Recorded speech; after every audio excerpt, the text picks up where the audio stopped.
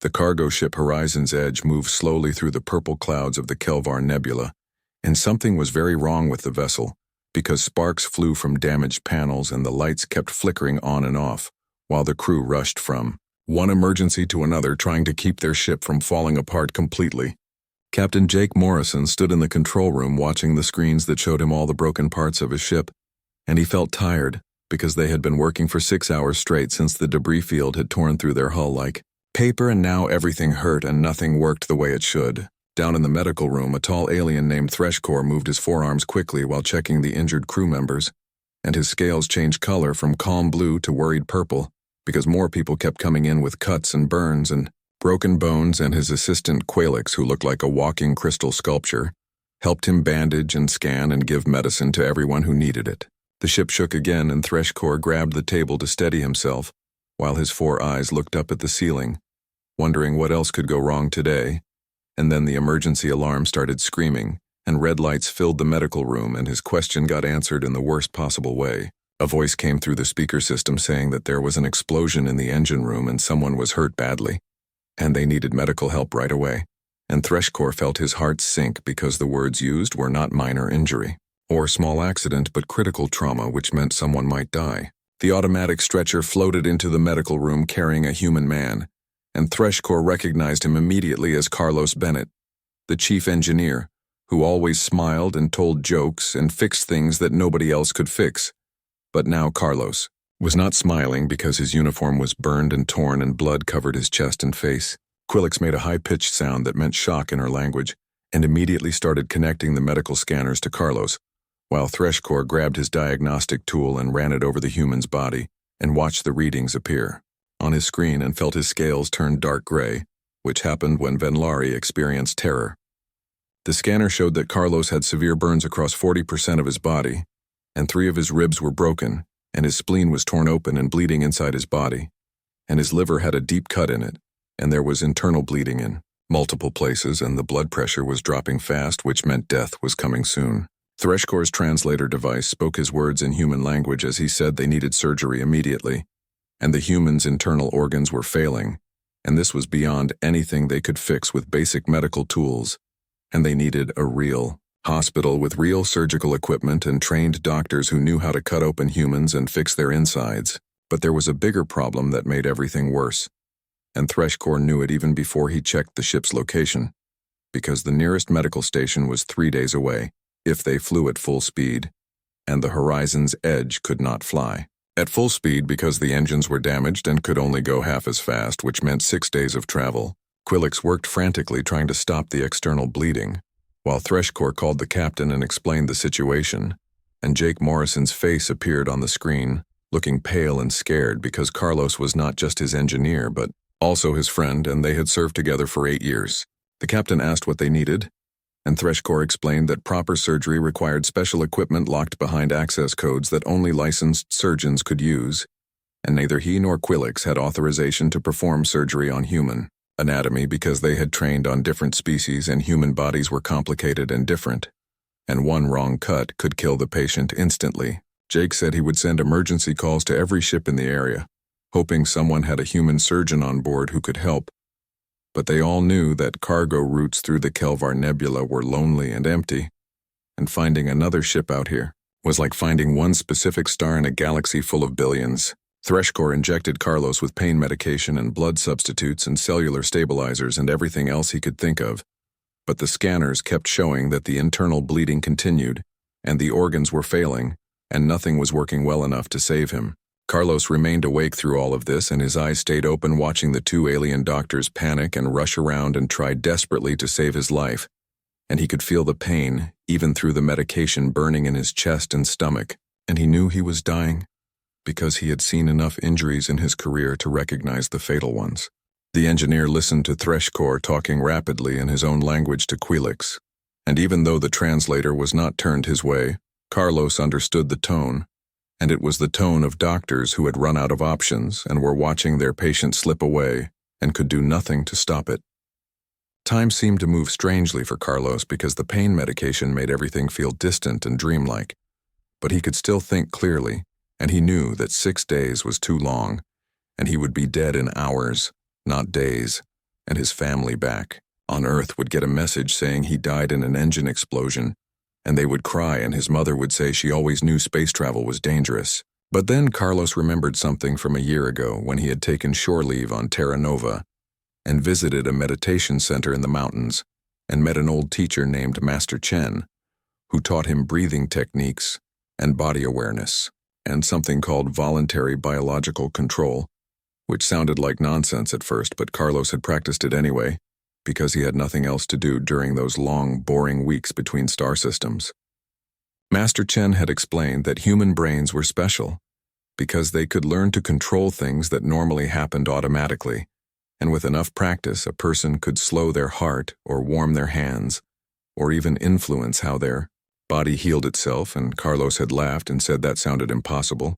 but the old man just smiled and said humans had been doing impossible things since they climbed down from trees and started walking upright.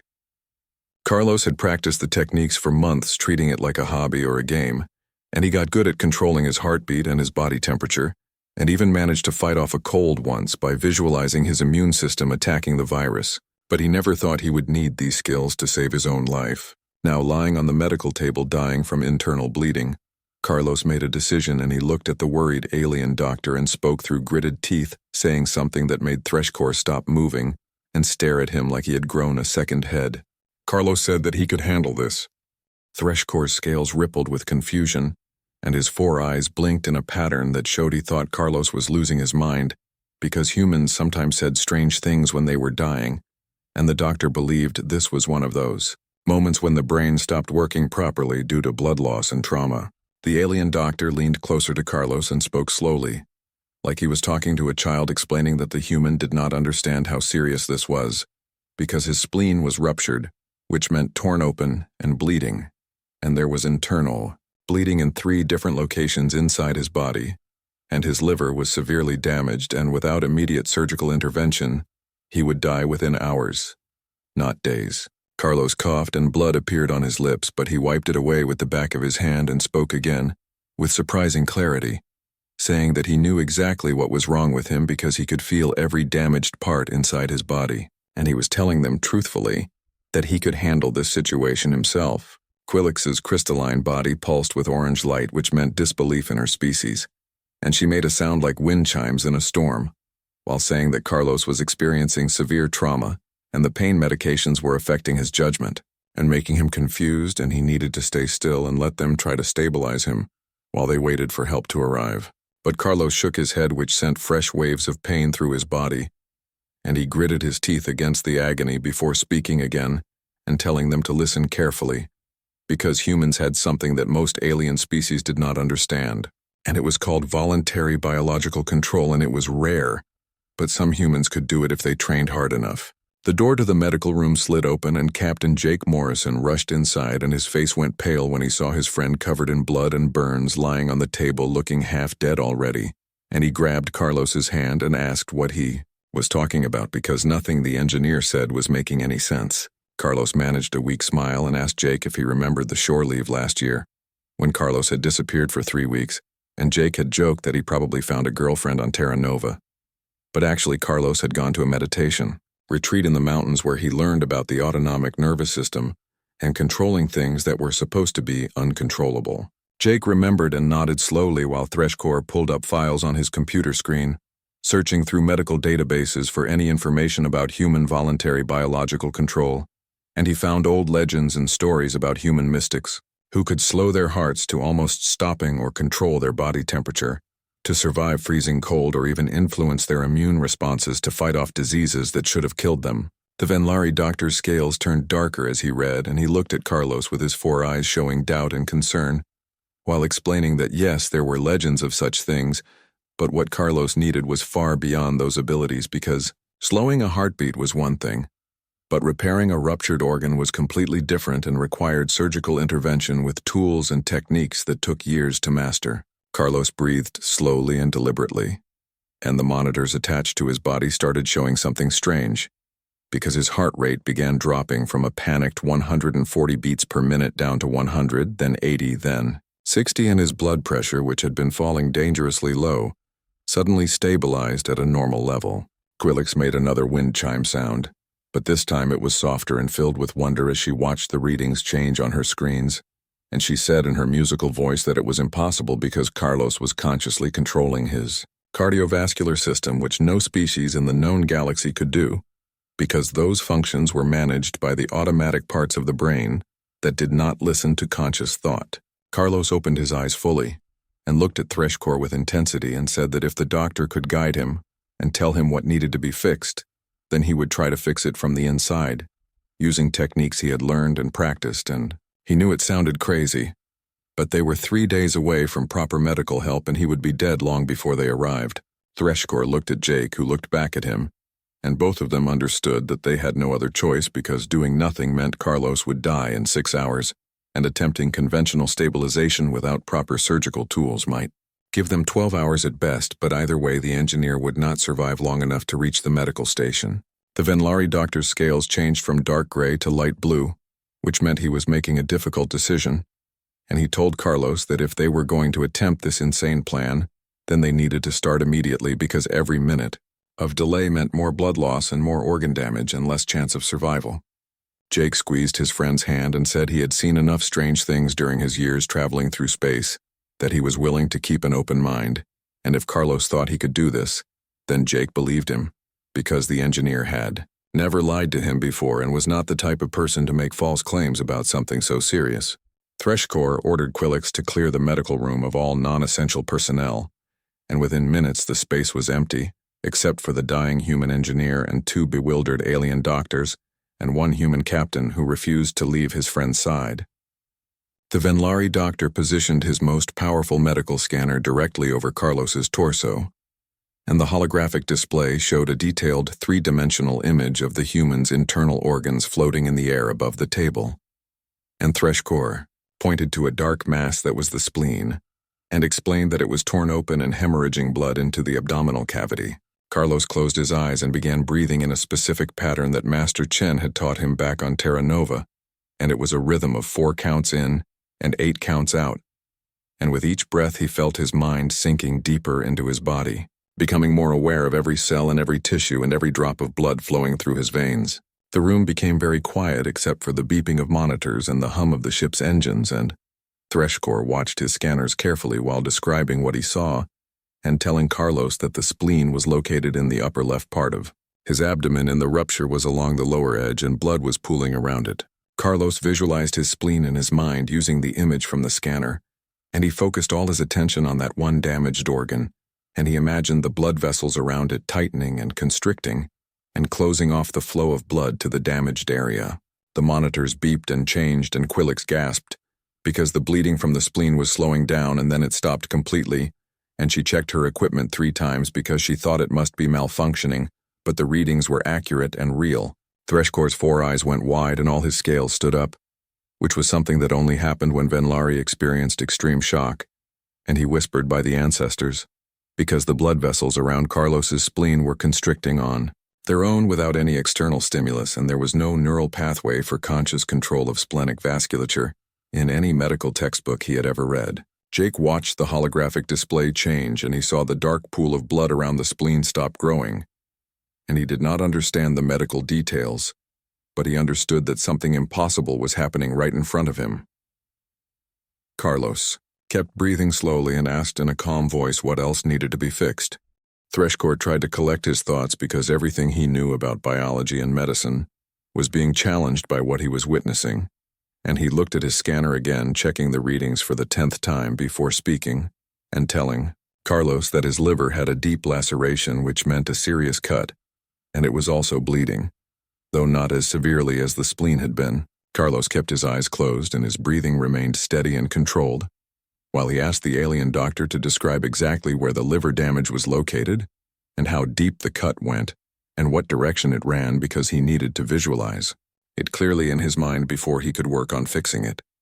The Venlari doctor zoomed in on the holographic display, showing the liver in detail, and he explained that the laceration was on the right lobe running vertically for approximately 6 centimeters, and it was deep enough to have damaged some of the major blood vessels inside the organ, but not deep enough to have severed them completely. Carlos focused his attention away from his spleen and moved it to his liver, and he could feel a dull, throbbing pain on his right side, even through the medication, and he used that pain as a guide to help him locate the damaged area in his mind. And once he found it, he began the same process of visualizing the blood vessels constricting and tightening around the wound. Quillix watched her monitors and saw the blood flow to the liver change, and the bleeding from the laceration began to slow down, just like the spleen had done. And she looked at Threshcore with her crystalline body pulsing rapid colors of amazement and confusion, because this should not be possible according to every medical text she had studied. Jake stood beside the table holding his friend's hand, and he could feel Carlos's pulse, which was slow and steady, like someone in deep meditation, not like someone dying from massive internal injuries, and the captain had served in space for 20 years and seen many strange things, but nothing had prepared him for watching a human being repair his own organs through sheer force of will. Threshcore's scales rippled with concern, even though he was amazed by what Carlos was accomplishing, and he told the engineer that even if he could stop the bleeding, he could not heal the actual tissue damage because the torn flesh needed to be sewn back together and the damaged cells needed to be replaced, and that required proper surgical repair with tools and techniques, not just controlling blood flow. Carlos opened his eyes slightly and looked at the alien doctor and asked him to explain what needed to happen at the cellular level for the organs to heal properly, because if he understood the process, then maybe he could direct his body to do it naturally the way it would during normal healing, but faster and more precisely. Quillix said it was impossible because conscious minds could not control individual cells, and Threshcore agreed. But then he looked at the monitors showing that the bleeding had stopped when it should not have, and he realized that impossible was a word that no longer applied to this situation, so he began explaining the healing process in detail. The Venlari doctor described how cells needed to migrate to the damaged areas,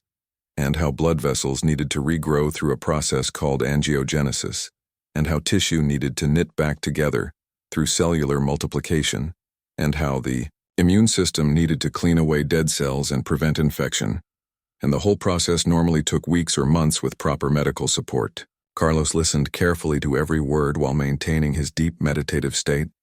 and he pictured his body as a complex machine with billions of tiny workers who normally did their jobs without supervision, but who could work faster and better if given clear instructions, and he began sending those instructions through visualization and intention. Threshcore watched his scanners with all four eyes wide because something was happening that he had never seen before in his 40 years of medical practice,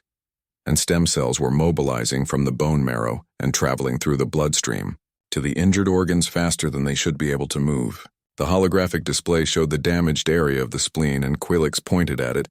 with one of her crystalline appendages while making soft, chiming sounds of wonder, because new cells were arriving at the rupture site and beginning to form connections with the existing tissue, and the whole process was happening at an accelerated rate that defied natural biology. Jake asked if this was normal, and Threshcore shook his head, saying that nothing about this was normal, because the healing process he was witnessing would typically take 3 weeks minimum, but it was happening in real time right before their eyes, as if Carlos had somehow convinced his body that it needed to repair itself immediately, instead of following the usual slow timeline. Carlos felt exhausted from the mental effort of maintaining such intense focus, but he could not stop now, because his life depended on keeping this going until the major damage was repaired,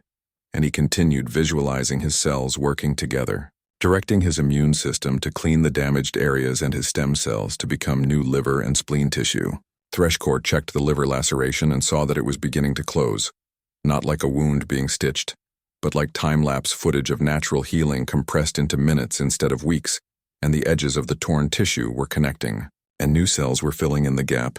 and blood vessels were regrowing through the damaged area. 2 hours passed while Carlos maintained his deep concentration, and the alien doctors monitored his progress and documented everything,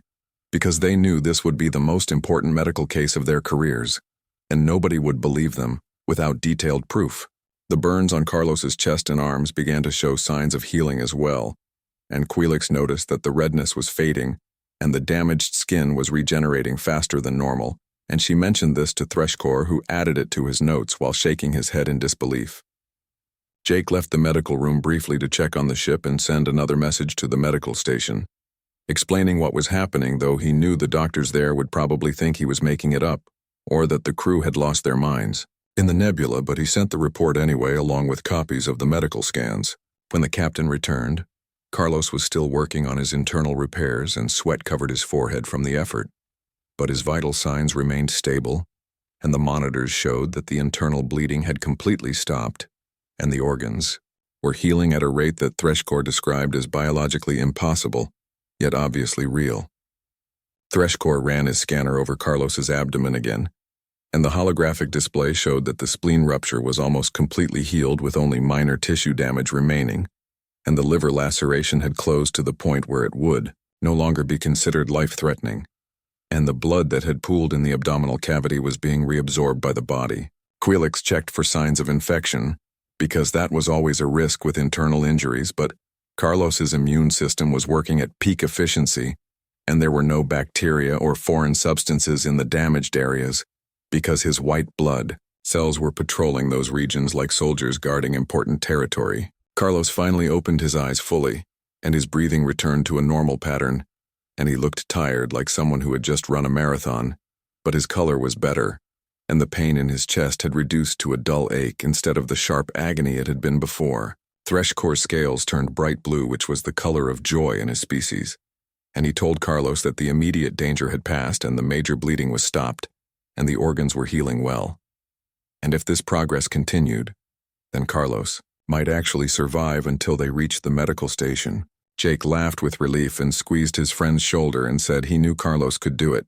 because the engineer had always been stubborn and too tough to die from something as simple as an exploding engine. Carlos smiled weakly and closed, his eyes again saying he needed to keep working, because the healing was not complete yet, and he had to maintain focus to make sure his body continued repairing itself properly. The Horizon's Edge continued its slow journey through space toward the nearest medical station. While inside the medical room, Carlos worked on healing his body, with a level of focus that amazed everyone who witnessed it, and Threshcore kept detailed records of everything that happened because he knew the scientific community would want proof of this impossible event. Captain Jake Morrison sent a quantum communication request to the Interspecies Medical Institute, and after a few minutes of waiting, a woman's face appeared on the screen, and she introduced herself as Dr. Helen Grant, the chief of xenobiology at the Institute, and she looked skeptical when Jake explained what was happening on his ship. Dr. Grant asked to see the medical scans, and Threshcore transmitted all the data they had collected over the past few hours, including the initial scans showing the severe damage, and the current scans showing the remarkable healing progress. And the human doctor's expression changed from skepticism to shock as she reviewed the information. The xenobiology chief asked if she could speak directly to Carlos, and Jake positioned a screen near the medical table, where the engineer could see it without moving too much, and Dr. Grant appeared looking at Carlos with intense scientific curiosity mixed with disbelief. Carlos opened his eyes and looked at the screen and said hello in a tired voice because maintaining the healing process was exhausting and required constant mental effort, but he was willing to answer questions if it would help other people understand what he was doing. Dr. Grant leaned forward and told Carlos that what he was describing should not be possible because the autonomic nervous system regulated healing,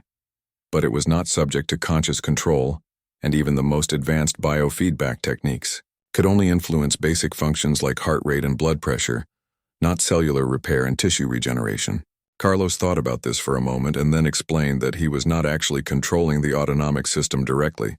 but rather he was asking it to do things, and there was a difference between forcing something to happen and suggesting it and letting the body's natural intelligence figure out how to accomplish the goal. The doctor asked him to explain further, and Carlos said that when he meditated, he did not force his body to relax,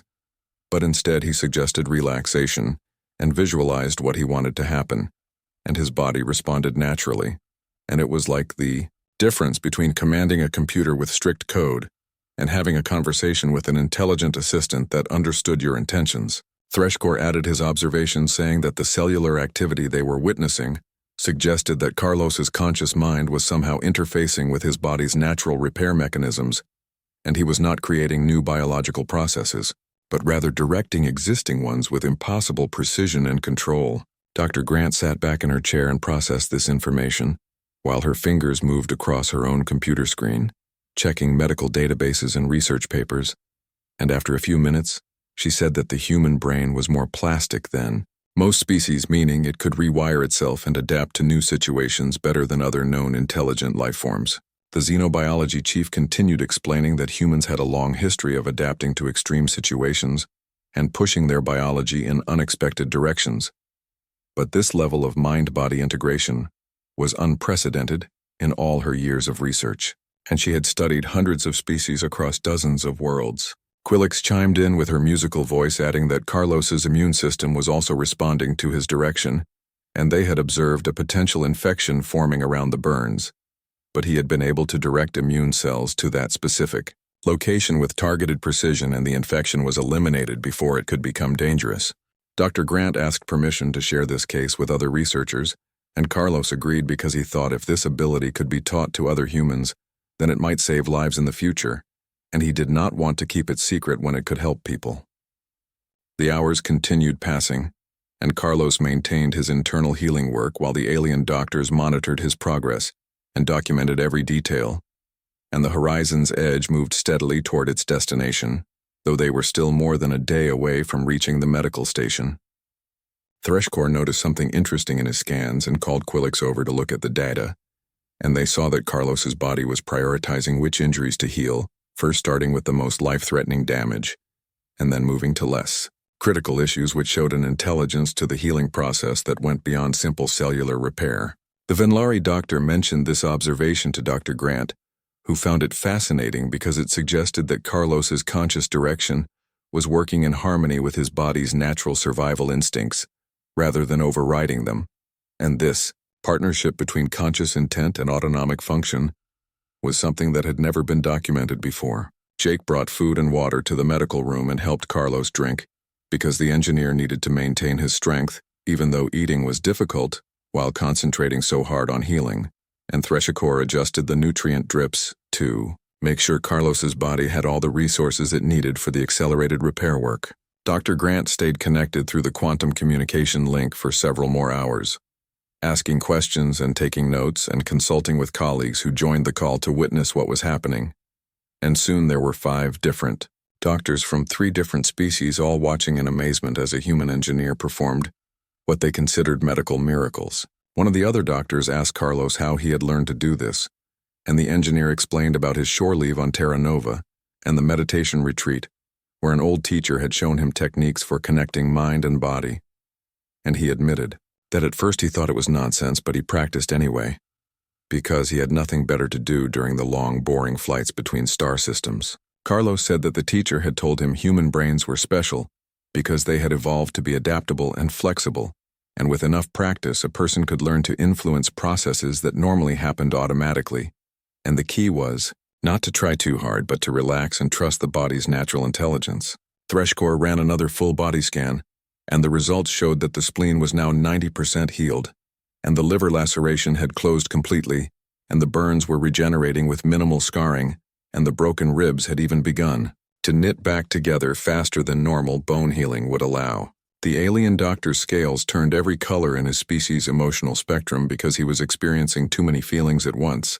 and he told Dr. Grant that in his 40 years of medical practice he had never seen anything like this, and he was both humbled and excited to be part of such a historic moment. Quillix agreed, and her crystalline body glowed with soft rainbow light while she said that she had always believed the universe held mysteries that science had not yet explained, but she never expected to witness one so directly and so personally. Jake watched his friend continue the healing work, and he felt proud because Carlos was not just saving his own life, but also showing the galaxy something new about human potential, and the captain knew this moment would be remembered and studied for generations. Dr. Grant finally said that she needed to write a preliminary report about this case, and she asked Threshcore to continue sending updates every hour, and to make sure every detail was recorded because this would change how the medical community understood human biology and possibly lead to new treatments and techniques for other species as well. Carlos heard all of this, but he remained focused on his internal work because the healing was not finished yet, and he could not afford to lose concentration until the job was complete, and his body was stable enough to maintain itself without constant conscious direction. 18 hours after the initial injury, the Horizon's Edge finally docked at the medical station, and a full surgical team was waiting. But when they examined Carlos, they found very little work left to do. The lead surgeon at the medical station was a human woman named Dr. Patricia Lane, and she had 20 years of experience fixing broken bodies and saving lives. But when she examined Carlos Bennett and reviewed the medical scans, her hands stopped moving and her mouth opened in surprise because what she was seeing did not match any case she had encountered before. Dr. Lane looked at the initial scans that showed massive internal damage and certain death without immediate surgery, and then she looked at the current scans that showed clean tissue repair and almost complete healing, and she checked the timestamps 3 times to make sure these were really from the same patient, taken only 18 hours apart. The surgeon called her team over and they all gathered around the examination table looking at Carlos, and then at the scans and then back at Carlos again, while whispering to each other in confused voices because the tissue repair was clean and precise, almost surgical in its accuracy, and if she did not know better, Dr. Lane would have sworn that someone had already operated on this man using the most advanced techniques available. Threshcore and Quilix stood nearby with Captain Jake Morrison, and they watched the human medical team struggle to understand what had happened, and the Venlari doctor's scales showed amusement because he had gone through the same process of disbelief and shock when he first witnessed Carlos's abilities. Dr. Lane finally looked up from her examination and asked who had performed surgery on Carlos during the journey to the station, and Jake explained that nobody had operated because there was no qualified surgeon on board, and Carlos had healed himself through voluntary biological control and meditation techniques. The human surgeon laughed because she thought the captain was joking, but then she saw that everyone in the room was serious and her smile faded, and she said that what they were describing was medically impossible because conscious minds could not direct cellular repair at this level of precision. Carlos sat up on the examination table and he still felt tired and sore. But the pain was manageable now, and he told Dr. Lane that he understood her skepticism because he would have felt the same way if someone had told him this story a few days ago, but the evidence was right there in the scans and in his body. The engineer explained again about the meditation retreat and the techniques he had learned and how he had practiced for months, never expecting to use these skills to save his own life. And Dr. Lane listened carefully while her scientific mind tried to reconcile what she was hearing with everything she knew about human biology. Threshcore provided all the documentation he had collected, including continuous scan data, showing the progression of healing and video recordings of Carlos's vital signs changing in response to his conscious control, and testimony from multiple witnesses who had observed the entire process. Dr. Lane spent 2 hours reviewing everything and consulting with her colleagues, and finally she admitted that while she could not explain how it worked, the evidence was clear that something extraordinary had occurred and Carlos Bennett had somehow managed to heal injuries that should have killed him. The medical station kept Carlos for 3 more days, running tests and scans and asking endless questions, while researchers from across the sector arrived to examine him and document his abilities, and Carlos patiently answered everything, though. He kept insisting he was not special or unique, just a human who had learned to listen to his body. Dr. Helen Grant arrived in person on the 3rd day,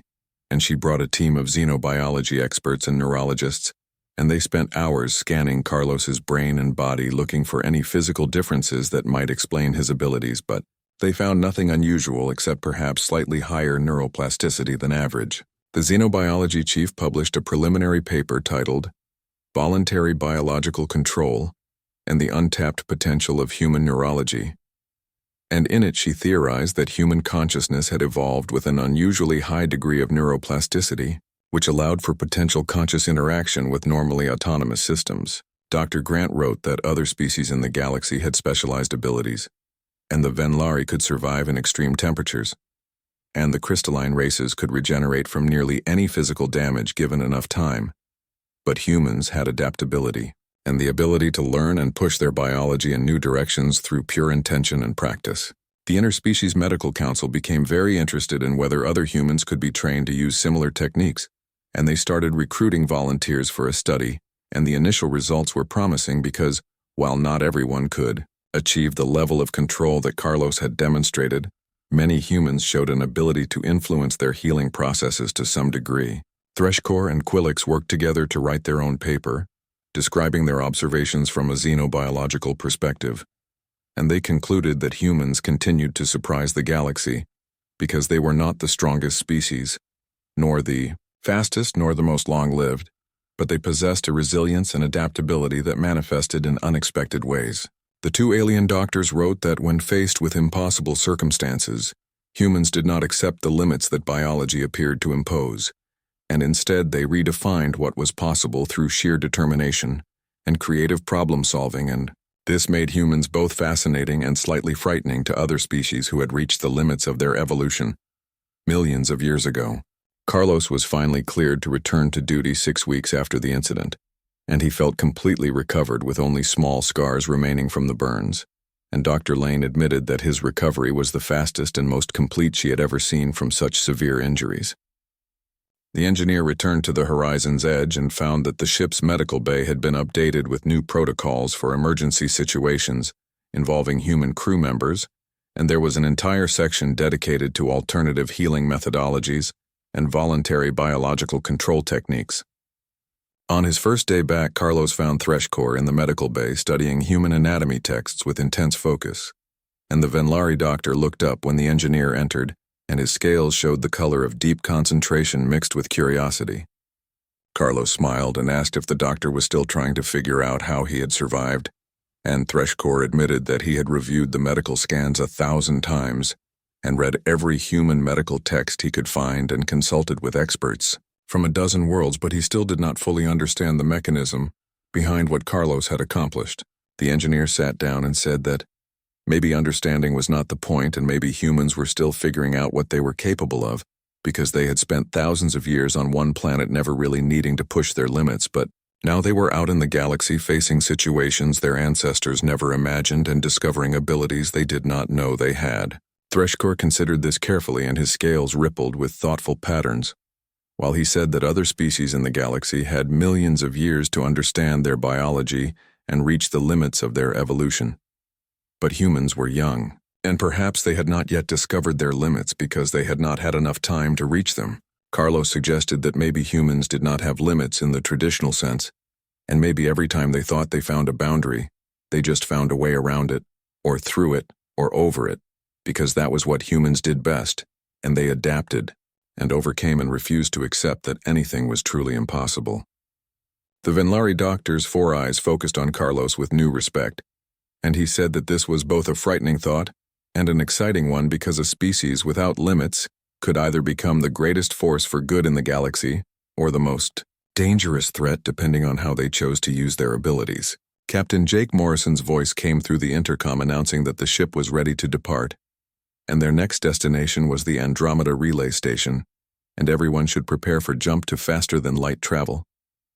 Carlos stood up and thanked Threscore for saving his life by guiding him through the healing process, and the alien doctor's scales turned warm gold, which was the color of friendship in his species, and he said that Carlos had saved his own life, and all Threscore had done was watch in amazement. The engineer left the medical bay and returned to his duties in the engine room, and he looked completely normal and unremarkable, just another human doing his job. But everyone who had witnessed what happened knew better, because they had seen something that would be talked about for generations across the galaxy. They had seen a human faced with certain death, and told that survival was impossible, simply refused to accept those terms, and they had seen him heal his own body through nothing but determination and willpower and knowledge, and they understood that this was what made humans special in a galaxy full of ancient, powerful species. The story of Carlos Bennett spread through the spacefaring community and became a legend that was told in 100 languages on 1,000 worlds, and when other species asked humans how one of their kind had survived such impossible injuries, the humans would just smile and say that Carlos did what humans do and he handled it. In medical facilities across known space, alien doctors added new notes to their protocols for treating human patients, and the notes said to never underestimate their capacity for the impose.